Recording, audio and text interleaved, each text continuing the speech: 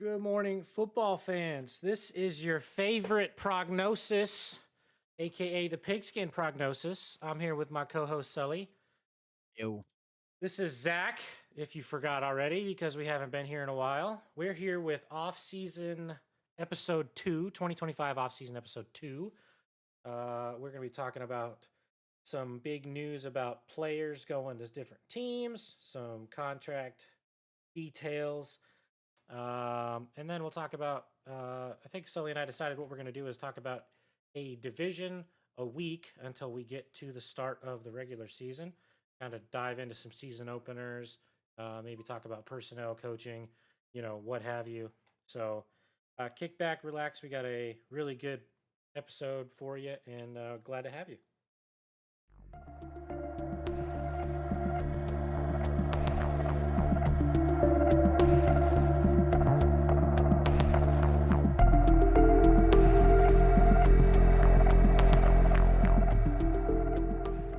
All right, so Sully, it's been almost 2 months since our last episode, probably about a month and a half, where we went over the draft day analysis. We looked at the surprises of Shadur Sanders falling so deep in the draft, or maybe even talking about the expectations of Travis Hunter going top in the draft.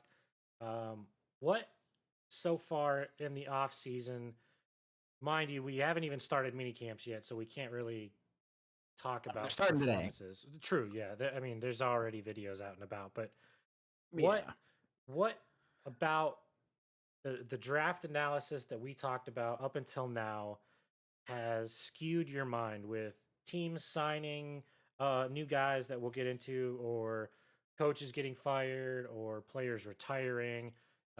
What is the biggest thing that's kind of changed your mindset from the draft day analysis almost 2 months ago? Um, I don't know, man. I think one of the biggest things is a how long it's taken some of these players to actually sign those rookie contracts. Cam Ward just signed his, I think, last week or the week before, and it's been almost 2 months since the draft. Same thing with Travis Hunter. He waited probably about a month and a half into signing his, which I thought was interesting. But you have all these people that are, you know, waiting to do it, and then but for football side of the house, not just contract and money wise, we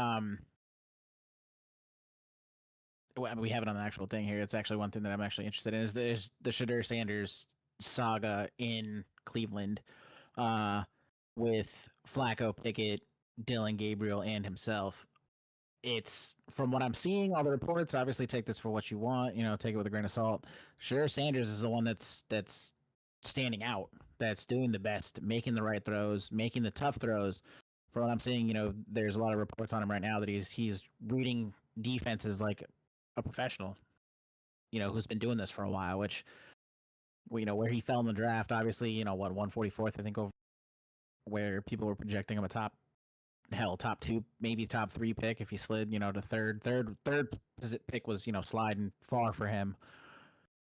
And so I'm hoping and I'm thinking that he went in, kind of with a chip on his shoulder to prove, hey, like everything that everybody heard about, the pre-draft reports and how he, intentionally tanked the Giants interview and like all that stuff is, false. You screwed up. You didn't pick up the right person.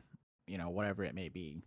That would I say is probably the biggest, not shock, but the biggest takeaway I think I had since draft day. Yeah, I did see some of his performances from today, even though he didn't get as many reps as the other three quarterbacks on the team, just because he is technically, albeit a college superstar, he is the lowest quarterback in the totem pole when it comes to Cleveland. You got Flacco at the top, who played with Cleveland and took him on a playoff run in 2023, who ultimately lost to Texas, where Nick Chubb signed just recently, but we'll get into that in a second. And then you've got Kenny Pickett, who's come over from the rival Steelers. I was about to say Seattle, but I got Sam Darnold on my mind. And then you got Dylan. Was it Dylan Gabriel? Right, that's the third, the Yeah, the the, the Oregon. other quarterback that Cleveland picked up in the draft. So he's got a lot of levels to cut through to get to that point.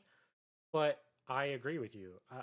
As much of a shock as the draft was for where he got picked up, I don't quite think it's worthy of him to be QB4. I think he is a solid QB2. Cleveland has been very peculiar with their quarterback choices over the last 3 decades. But the one thing that they have been consistent with is that they don't put a rookie in too early. They like to let the rookies develop until they're either ready or they're left with no choice, which is where the last thing that comes to my mind is where Baker Mayfield came into play. When the Browns were on their losing streak, or excuse me, not losing streak, winless streak because they had a tie in there. And then he came in against the Jets and got them their first win in over a year. And that was 2017 or 18. I don't remember the year. I think it was 2017. And just knowing their QB situation, it could go any which way. Yeah, he's a QB4 on paper. He may get the starting role. And we even have that in our script for tonight to talk about who the QB1 is because our guess is as good as Cleveland. They have no clue. It's up in the air. The choice is not clear. We do know that Watson's out of it because he'll be out for a majority of the season, if not the entire season, with the re-ruptured Achilles tear. But QB1 is a shot in the dark. It's throwing a blind dart. It's nothing that you can say or do at this point early in the season can guarantee a spot. And we probably won't even know the starter until a week before the opening game. So Yeah. Which on top of that too, I mean, I see one of those guys. I would say Flacco and Pickett are pretty much a lock to be on the roster for sure going into week 1. And then Gabriel and Sanders are the two that they could be like, we're going to toss one of you guys on the practice squad, or either release or trade them.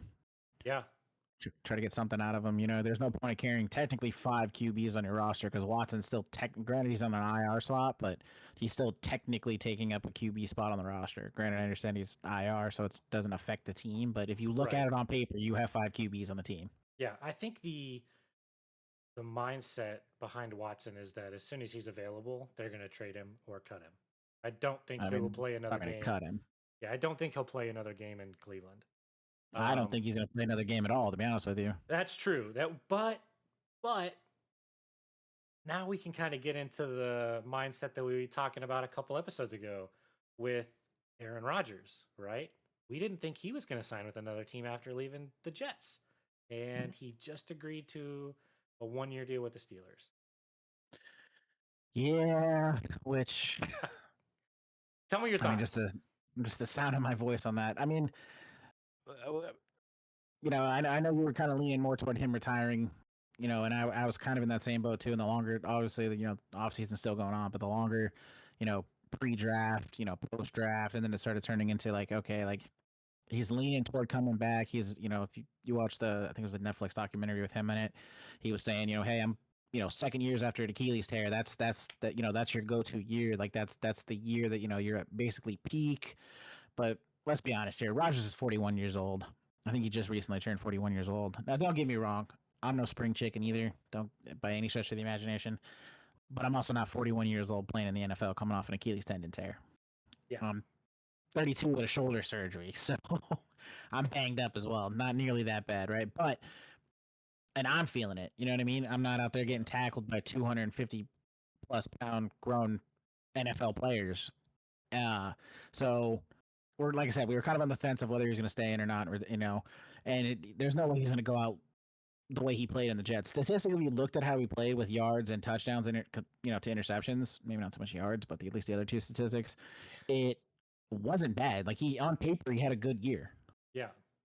Like touchdowns to interception ratio. But if you take out the first half of the year, he had a stellar year. If you take out the second half of the year, it was abysmal. So it evened out. He had a shitty start to technically his first Jets season because he only played, like 3 snaps with them the first year? or something crazy like that. which doesn't even count. Yeah, it was like Yeah, four. I think 4 snaps technically. yeah. So you look at it. I mean, him going to the Steelers. I don't know. I think it's an interesting take. I've heard rumors. Again, take this with a grain of salt, like we talked about earlier, that his basically demand of the Steelers was skip on Shadur, and I'll come to your team. Again, don't know how true that is.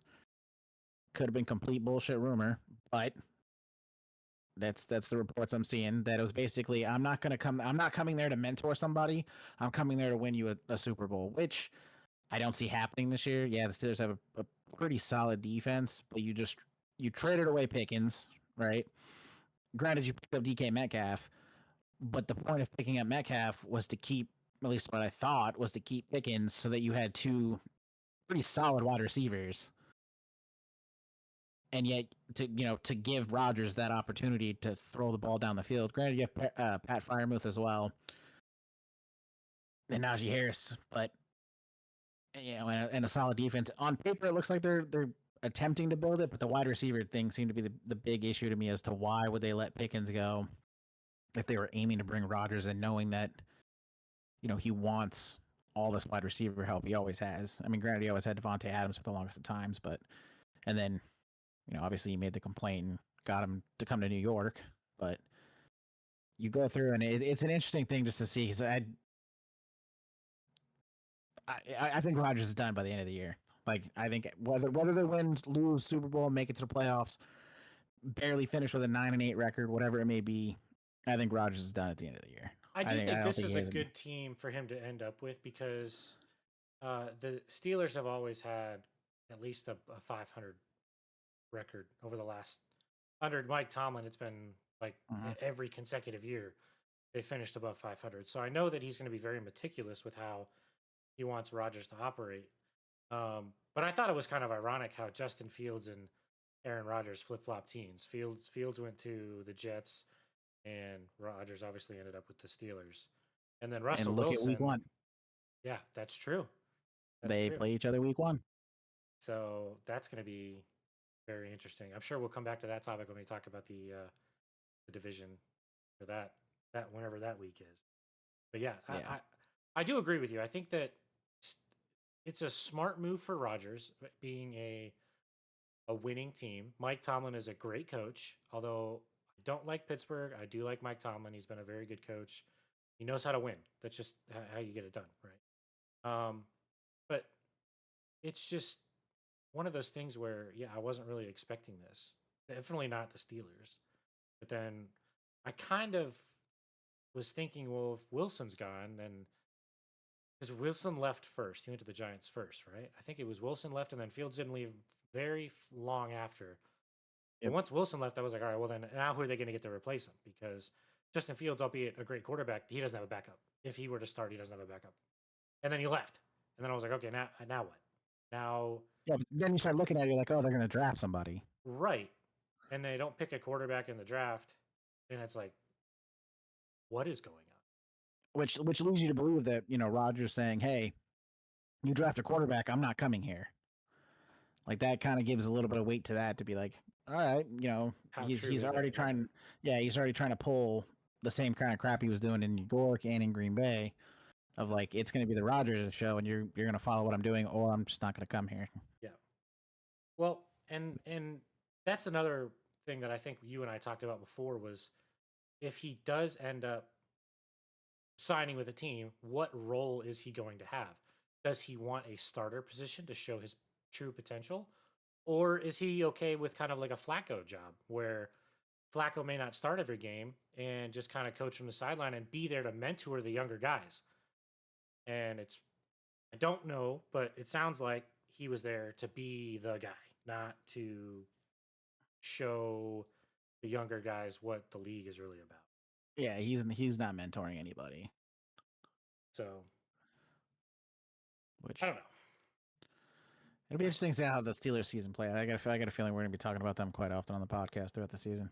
Yeah, I think so too. Well, I mean, just Rodgers in general. As long as he can stay healthy, I'm sure we'll bring him up here and there. But I mean, plus I'm also a Cleveland fan, so I'll mention I hate the Steelers a good bit throughout the season. Speaking of Steelers rivals, moving on to Cleveland. We have 2 talking points about them. I already said the first one. Nick Chubb is out. He signed with Texas. He is a Texan. But I don't agree with the role that the Texans have designated him as, which is depth behind Joe Mixon. So he is effectively a QB2, signing a 1-year, $2.5 million deal. To clarify, Joe Mixon or Nick Chubb is not a QB. I'm just going to clarify. I'm sorry. Did I say I'm an idiot? RB. So Just going to put that out there. Nick Chubb, Chubba Hub Hub, as Cleveland calls him, is RB, not QB, 2 behind Joe Mixon. Now, granted, Joe Mixon is a great, I keep saying quarterback, is a great running back. But professional opinion in my many years doing this podcast, which is albeit 6 months. 2. A month and a half. Technically, we're starting year 2, like halfway through the season, but still. I don't think that's the right call. I think Chubb should be the primary guy. Chubb is a great workhorse. Aside from his one injury where he tore his ACL last 2023 against the Steelers, I don't think that Mixon's going to outplay him. Mixon did. Let's get a little fact in there. He did tear his, basically had the same knee injury in college as well. So he's coming off 2 pretty severe knee injuries. It's the same knee. It kind of already jacked up the first time, so it's really fine. So, but my point still stands. Joe Mixon, great running back, I think should be RB2 in Texas. But that adds some really, really good offense to Texas, who's already completely packed on offense as it is, and can already make a playoff run with their roster as it was last year, and had a really good shot at it. But I better see you draft Nick Chubb over Joe Mixon then. Round 1, I'm expecting Nick Chubb to go off the board for your team. I 100% will draft Nick Chubb above Joe Mixon. I will not draft Nick Chubb round 1, however. It doesn't show a lot of confidence to me. I mean, this is a fantasy podcast after all. So he's a solid top 5 in my opinion. Top 5 running back? No, top 5 overall in your draft. Nick Chubb. Did I stutter? Top 5. Okay, all right. So we're gonna go off script now. Now this is when we're gonna start getting a little fired up here. What? Top? Okay, give me the top 5. I want to hear the top 5. Okay. Fantasy draft top 5. Go. Top 5 fantasy draft. Travis Kelce. I'm waiting. Top 5 fantasy draft. Yeah, go hit me. Travis Kelce. Wrong, but next. Patrick Mahomes. Wrong, next. Travis Hunter, if he plays wide receiver. Nick Chubb. Going. Oh, Jesus. Oh, good wide receiver. Man, I would probably go with Devontae Adams. I'm speechless right now. Why did I co-host this with you? What do you want me to... You're putting Nick Chubb over Derrick Henry, Saquon Barkley, see when he can stay healthy. Let's do it right off the bat. Wait. Okay, are we talking running backs or are we talking overall? Because, I mean... I'm talking just overall. I would put every one of those people above Nick Chubb, Travis Kelce, and Patrick Mahomes. You're telling me right now on the draft board, your top 5 picks, if you saw it, should go, not necessarily in this order, but...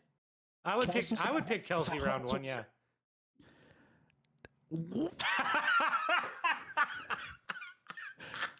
I can't tell the same. I'm pretty sure I just gave Sully an aneurysm. So based on what you just told me, you picked those 5 players first, right off the bat. So in order on your draft board, that's your top 5 right there. I might be able to squeeze Saquon in, but it'd be a real tough battle between him and Devontae.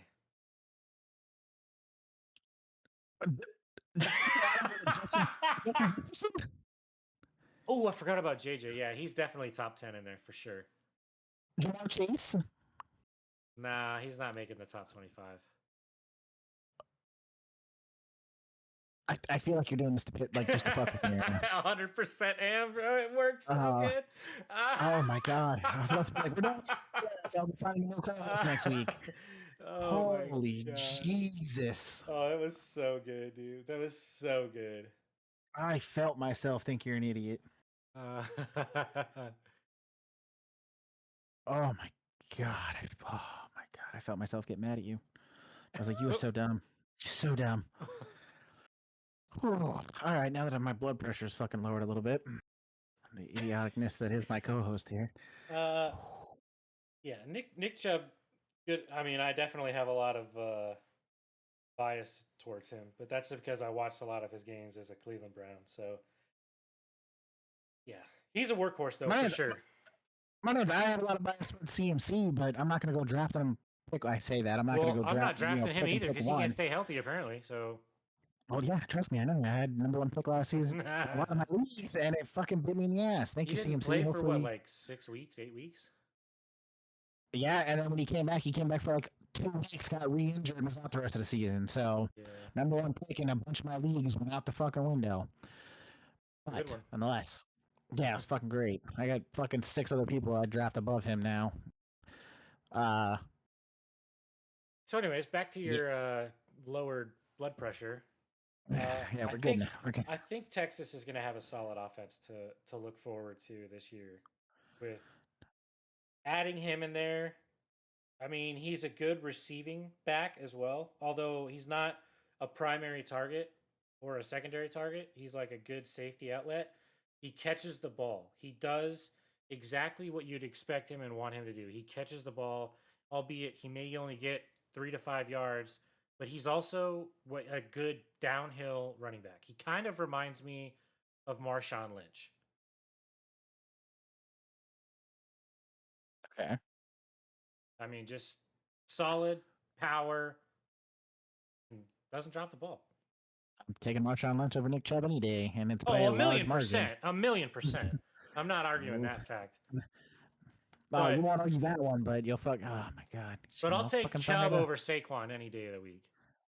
Get the fuck out of here! I'm just kidding. God damn it! Definitely drafting Saquon first round. That's my go-to. Nope, too late. Nope. But you better hope that snake draft works out in your favor then. Oh well, don't worry. I'll make sure. So you're gonna take Saquon? You're gonna take Saquon over Henry?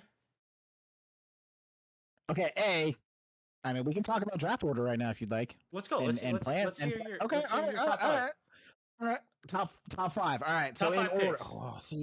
See, order is what's going to be hard because I would debate between Saquon and Henry. Those are my top 2 running backs right now.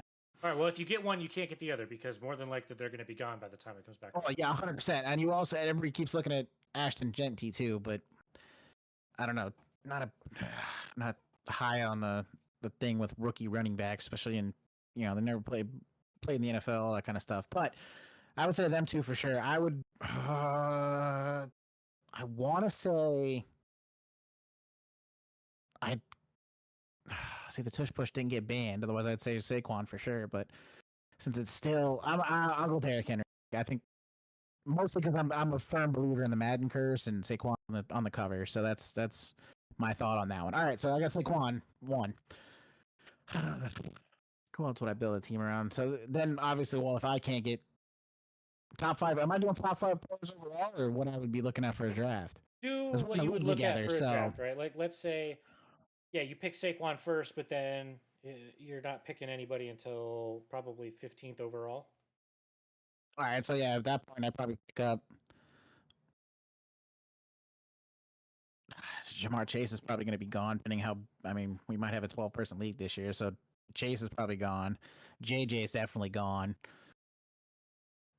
I mean, I know you're picking Travis Kelce round 1, pick 1, so he's gone. Not that I would pick him anyway. All right, let's I'll even it down for you. Let's say Gibbs, Nakua, and Amon-Ra St. Brown. Those are your 3 choices for second round pick. Amon-Ra. Okay. I'd be shocked if he made it to second round. Really? Not over? Yes. I mean, over Puka? Yes. Ballsy? And the reason behind it is because yes, Matt, Puka Nacua is wide receiver one now that Cooper Cup left. But that also leaves, hey, we're going to go ahead and double team you. Compared to Amon Ra, who's been proven, whoever his wide receiver two is, whoever he's being covered by, Jared Goff is getting the ball, is giving him the ball. Like it's inevitable, and that's what I would base that solely off of. Okay. The Sun God would be my number two pick in that scenario. Yeah, that makes sense. Okay. All right. So then, third round, let's say we get a little bit deeper here in the pick. Let's say we're in the 20s. Let's say Joe Mixon, Antonio Brown, and London. Antonio Brown doesn't even play in the league anymore. Oh, he doesn't? What? Sorry. Are you serious? If I had a stroke every time I did a podcast, I would have been dead by now. I meant AJ Brown. Why? I don't know. I watched a video of Antonio Brown stripping his shirt off when he was playing with the Bucks yesterday, and I was like, I can't believe this guy fucking did this. And I've had it. So you got AJ Brown. AJ Brown. AJ Brown. What did I say? AJ Brown. Mixon. Mixon in London. Ooh. I'll make it even harder for you. McConkey. Throw McConkey in there too. Oh, see. I think I'd probably go AJ. That's a good. I would probably pick AJ. I don't know if he would be available. I don't think would even be going third. Yeah, I was just about to say I don't think he's going third round for sure. That's probably somewhere where you're going to be between like London, McConkey, and maybe even James Conner's in there. That's a third round pick. I mean, hell yeah, you might be looking at too. The wide receiver for Carolina, McLaurin or Xavier Leggett. Like those are two, I would say, fantasy wise, third round receivers at the moment. Yeah, Leggett maybe a little bit higher, but all right. Well, then let's talk QBs now. So let's look mid QBs. Right, you didn't pick a QB your first three. Nope. So we're mid now. We're at McCarthy, Fields, Penix. Fields, because he can run. So can Penix. Yeah, I'm not. I'm still taking Justin Fields. Justin Fields is proven a little bit more. That's true. And I still don't like the Falcons. Yeah. Shit show. Well, I can understand. All right. And then let's say for your round 5, you're picking a tight end. Yeah. Let's look at some decent tight ends here. Let's look at, I say decent. I mean, there's probably not many tight ends are going to go in the top 4. So 5th round, you're looking maybe Cade Otton, Kincaid, and maybe Freiermuth. God, between those three, I'd probably take old Pat Freiermuth. That's a solid pick. But I feel like I would want Cade Otton. I've always liked Cade Otton. Didn't he play for the Bears last year? No, Bears have Bears also have that rookie tight end now that they just picked up. Yeah, who did they have? Fuck, who did he play for last year? Tampa? Yeah, maybe who am I thinking of with the Bears then? He's got to still be there. Who's the guy with the Bears right now? There's the rookie and then there's the other veteran. Hold on. Googling. Cole Kmet. That's who it is. Kmet. Yes, Kmet. That's who it was. I talked about him a lot on the podcast last season. Yeah, you did. But yeah, that'd be my lineup. Granted, most of those players aren't going to be available by the time it cycled through to me. But yeah, they're. Can't wait for football season to start. Got y'all worked up now. Can't wait for fantasy season. Got you all worked up now. Drafts coming up. Maybe we should, before a lot of people do their fantasy drafts, mid preseason, we should come up with like a top 3 picks for all positions, so that way the viewers have a good understanding of who they should be looking out for in their first couple of rounds. Yeah. That would be a good idea. That'd be good. Yeah, I'm in for that. All right. So we were talking earlier about our division. I'm not going to call it a deep dive because that could take a couple hours, depending how deep into it we wanted to do it. So we'll just call it our division dive. So this week we'll do the AFC West. Picked a random division and it happened to be the one with the team that the state that I'm from, the Broncos. So for those of you who don't know, and it sounds like Zach doesn't know the way he's been going today, it's gonna be the Broncos, Chargers, Chiefs, and the Raiders, right? So AFC champions, Chiefs in there, right? Season openers. Titans and Broncos, Chiefs at Chargers, and Pats at the Patriots. Pats and Patriots is the same thing. Oh, I'm sorry, Raiders and Patriots. Sorry. I put you right there. We need to chug caffeine before we do this podcast. Yeah, we are clearly losing it over here. Okay, go ahead. Raiders, Patriots, not super thrilled about that. Not impressed. Titans, Broncos, kind of the same thing. It'll be interesting to see how Cam Ward does with Denver's defense. Game one of his NFL career because he's obviously going to be the starter. The one I'm interested in though is the Chiefs and Chargers. I think it's in Brazil too, if I'm not wrong. I think that is one of the Mexico games. Nope, it's Brazil. Yeah, it's Brazil. Okay, yeah, you're right. Which, and I mean, you're starting off the season already with a big divisional game, like right off the bat. And if you look at the Chargers schedule, they have all three of their division opponents back to back to back. Yeah. Like right off there. You start off with Chiefs, then you play the Raiders, and not a big deal. And then you play the Broncos. Granted, you're at home for the Broncos, which is at least nice. But I mean, just to start off back to back like that is just insane. And then you won't see a divisional rival again for 1, 2, 3, 4, 5, 6, 7, 8 weeks. So not until week 11, 12, something like that. Yeah, somewhere in there. And then you have Eagles the following week, then you have the Chiefs, and then 2 weeks, and then you play the Broncos after that. So, I mean, just to start off with just back-to-back-to-back division games that could, toward, week 17, 18, actually matter, depending how well you did in those first 3 games. But, okay, right, I don't see the Raiders being much of a threat. But I don't know, man. They have Geno. They have Geno Smith now. That kind of changes a little bit. Geno Smith really kind of solidified himself as a good quarterback with Seattle. Granted, he doesn't have a lot of targets, but still Geno Smith. Can you name one wide receiver on the Raiders? I'll wait. Hold on, let me Google it real quick. No, okay, without looking it up. That's what I'm doing. I can't. Absolutely, but that's just what I said. He doesn't have any targets, but it's okay. Maybe he develops those targets. He's got Jacoby Myers. That's like the only person on this list that I've heard of. All right. Okay. Brock Bowers, I guess, is the tight end. All right. Brock Bowers is holy shit. Ian Thomas went to the Raiders, the former Carolina receiver or tight end. I mean, there you go. Looks like you're being a Raiders fan, yeah? Nope. Other-in-law is I will not be. I mean, I don't know. I just don't think you can base a whole franchise turning around off of Geno Smith and a rookie running back coming in. No, I don't think you can start a franchise. It's a good building block, I guess I would say. But yeah, I agree. Maybe to kind of start developing some of the younger players until they turn veterans, and then by the time they're veterans, they've got rookies to kind of look after, and the team is kind of set up at that point forward.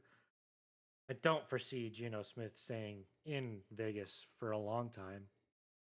But, I mean, where else would he have gone? To the Steelers? You know? Yeah, teams that weren't looking at QBs, at least weren't looking to draft QBs, but there was a decent amount of teams that were looking at that, so. But I'm interested in the Chargers. I think the Chargers I honestly don't think the Chiefs take that division. I don't. Really? I will say I do think this year or this previous year it looked a lot of a bigger gap than it should have been. Like there was maybe 5 games that the Chiefs won that they should not have won. But I don't know if I agree with you on them not taking the division, but I do think it's going to be a lot closer than we expected to.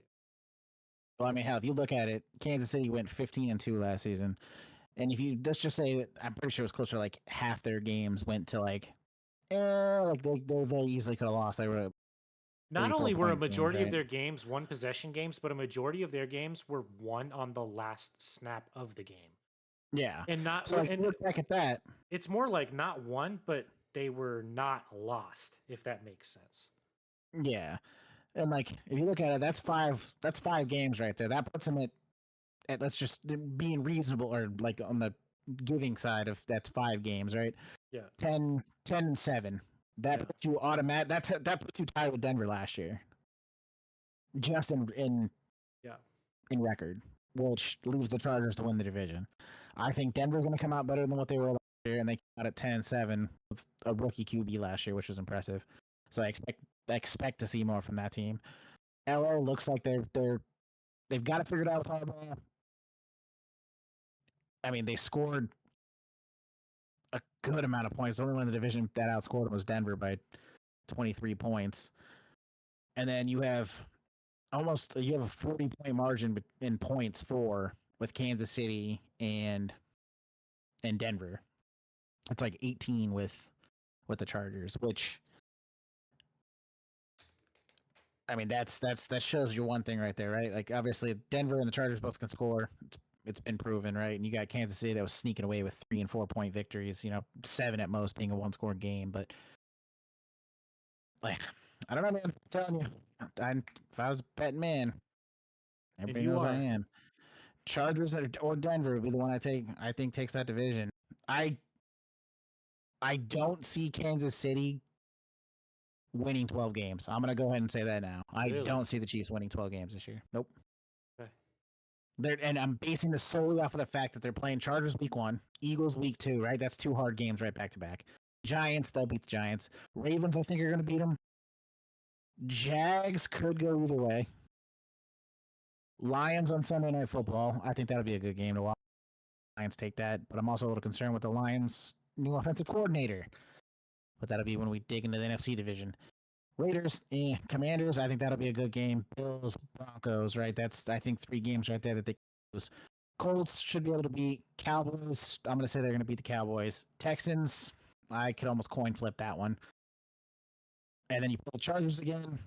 Realistically, I think they'll end up splitting the series with them. Titans, they'll beat. Broncos again. Raiders, and then that's it. I mean, that's what. So lose 1. I mean, granted, they're going to find a way to win some of these fucking games, too. 3, 4, 5, 6, 7. I mean, God, I haven't gone 7 and 10, but That's. I don't think they're going to go below 500. That's a little. That's a little far, in my opinion. I mean, dude, looking at the schedule and teams that they're playing, But they always, you know how they are. They always pull out some kind of magic. I know Taylor Swift, Black Magic. I know Yeah, Travis I'm Kelce, all telling that you. other shit. I'm Yeah, I telling you, know. it's a real thing. It's a real I'm thing. telling you, this is the year that it runs out. I feel it. I just feel it. I don't They know why. sacrifice their Taylor Swift fans for a win every week. They do it. I did. I'm telling you, this is the year, man. They're that dynasty. I think when they lost to the Eagles in the Super Bowl, man, I don't know. I think something went away with that team. That team got demolished in the Super Bowl. Yeah, and I think that is demoralizing, and I think that's the downfall to him. There's already rumors of Kelsey not coming back to play this season, right? That he was going to be done after last year. And I think had they won the Super Bowl, I think he would have been. But that's kicking on national television in the Super Bowl, I think, was like, all right, we're going to come back and run this back one more time. But I could be wrong. I think Chiefs fans hope I am wrong. I don't think I will be. Would the 7 and 10 prediction be nice? Yes. Do I think realistically it's probably going to happen? No. Do I think they're winning double digit games?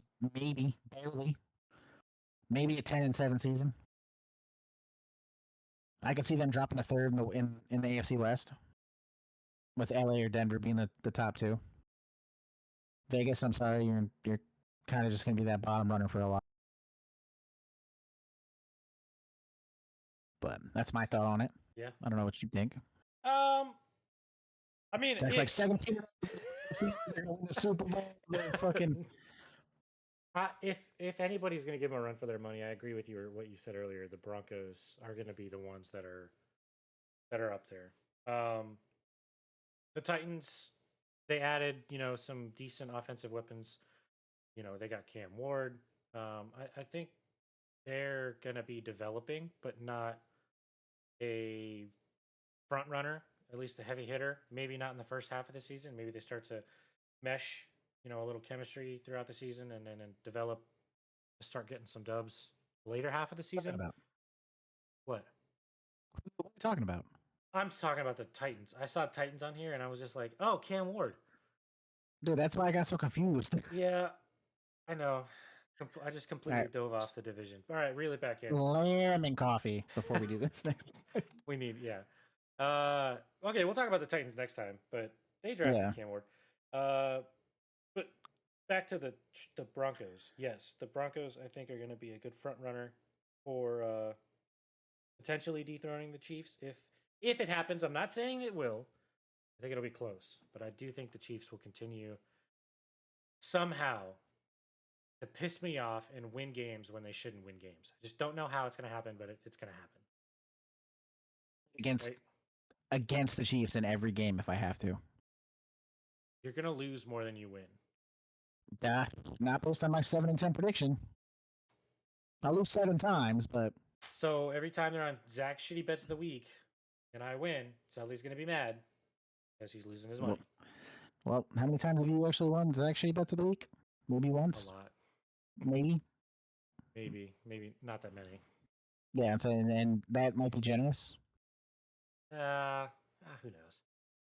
But yeah, okay. I mean, and I agree with you on the Raiders. I think the Raiders are way too underdeveloped at this point in their franchise to have any kind of run. They might win some surprising games here and there, but not enough to string together a consistent season or playoff run, in my opinion. But you never know. That's how, we kind of thought about the Jets with Aaron Rodgers, and the second half of the season, they kind of took off. So not saying that they're going to make a dramatic run, but it could surprise you. Like I said about that. Sneak out some wins. What's that? I said sneak out some wins. Yeah, exactly. And at that point, it doesn't really matter. Their season's kind of over, but you're kind of developing that chemistry for next year to find your weaknesses, strengthen those points up, fill in a couple of gaps in next year's draft, and then potentially make a better run, maybe against the Chargers, or if the Chiefs lose Kelsey in 2025, then who knows? Right? 2026, but yeah. Well, at the end of 25, yeah. I mean, I'm looking at the Raiders schedule right now. Pats, Chargers, Commanders, Bears, Colts, Titans, Chiefs, Jags, Broncos, Cowboys, Browns, Chargers, Broncos again, Eagles, Texans, Giants, and Chiefs. All right, I lied. The Raiders are going to get their shit rocked this year. Yeah, you might beat the Colts. Maybe. Titans could go either way. I'd lean toward the Titans on that one. Jags, if they played like they did last year, they might beat the Jags. I don't know. The Jags might develop this year. They've had enough shitty years consistently to where I don't think they're going to want to be a shitty team again. It's eating them alive. Eagles are going to blow them out the water. Texans are going to blow them out the water. Giants, I mean, they went 4-13. Vegas went 4-13 last year. I think that might be where they're at this year. I'm trying to figure out where I'd get that fourth win from, but maybe upset the Chiefs, maybe pull a division. And if it did happen, I would see it happen. Almost did last year when Chiefs locked up number 1 seed, and there's really nothing more to play for. And okay, I'm glad you said that. I don't think the Chiefs are going to be the number 1 seed this year. No, who do you think the AFC's taking it then? Man, Zach's trying to figure out who's all in the AFC right now. Okay.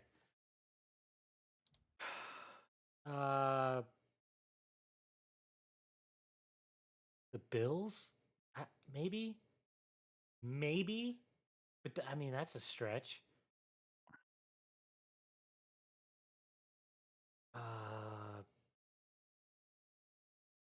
I don't even know. I'm, I don't I'm, know. I have no idea. I'm saying the AFC is going through Baltimore this year. I can see that. I could. That's what I That's a think. solid pick. I could see that. The hard thing is that the Baltimore Ravens play the Buffalo Bills seem to have their number in the playoffs, and yeah, that would ruin that. But otherwise, I would say the Ravens AFC is going through Baltimore. Maybe. Yeah, Yeah. Yeah. I think it's gonna be close. I think it'll be come down to. I think it'll be Buffalo and the Ravens that it comes down to like a one game early in the season that was kind of type deal is what I could see. Yeah. Yeah. I'm not sure. That's a good question. We'll have to think about that as the season develops. Maybe we get an early prediction for playoff seeds. Maybe Yeah. maybe we could do a first half closeout. Come up with some ideas for that. Yeah, yeah. I think we're pushing what 48 minutes, probably pretty Yep, close to on it's this one. yeah, it's about 47 minutes into the episode right now. Do you want to start wrapping it up and start preparing for our episode next week where we get into, I don't know, what do you want to do? AFC South? Actually, we can just let the viewers pick. We'll put up a poll or something and let someone else decide. And if we don't get any responses, then we'll do AFC South. Sure, that works with me. But yeah, no, it's a little shorter episode this week just because not much has happened. We kind of ended up talking more through anything, but we hit all the main points in our script, which is what. I mean, I got really nothing else. Thank you for everybody for listening that chose to spend their 45, almost an hour time with us, as usual. Yeah, Hopefully, you like hearing our sweet, soothing sounds of our voices on your morning drive into work, or while at the gym, or while you're taking a dump. Either way, you're getting us views. That's what matters at the end of the day. Yeah. As always, we appreciate y'all's time and appreciate y'all's support. We will be back next week with some more division dives. We won't call them deep dives. We'll just call them the division dives as we prepare for the preseason that starts in August, right? I think it's mid-August, early August. I think it's early August. I mean, hell, the Hall of Fame game's on the 31st of July. Yeah, okay. I was gonna say I didn't know if there was a preseason game at the end of July or not, but you're right. The Hall of Fame game is at the end of the July, and then preseason always starts in August. Three weeks of preseason this year, and then games start. I think the first week is September 5th.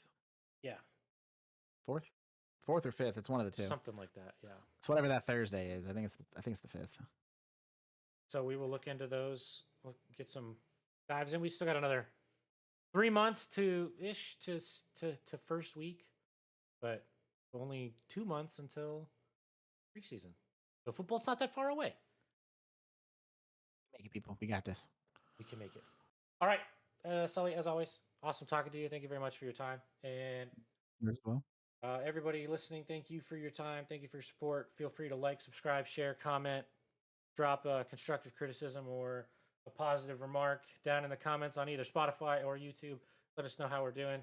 And then give us a comment on what division we should dive into next week. We'll post up a poll. We're going to make a Twitter. We'll post up a poll on a Twitter. We'll do that. And then if we don't get anything, we'll do AFC South. If anyone has any other ideas, we'll do that. So, am I missing anything? I feel like I got it. I think I got it all. That was it. All right. I think that's everything. All right, yo. We will see y'all next week. Enjoy your week. And as always, thanks a lot. Okay, bye.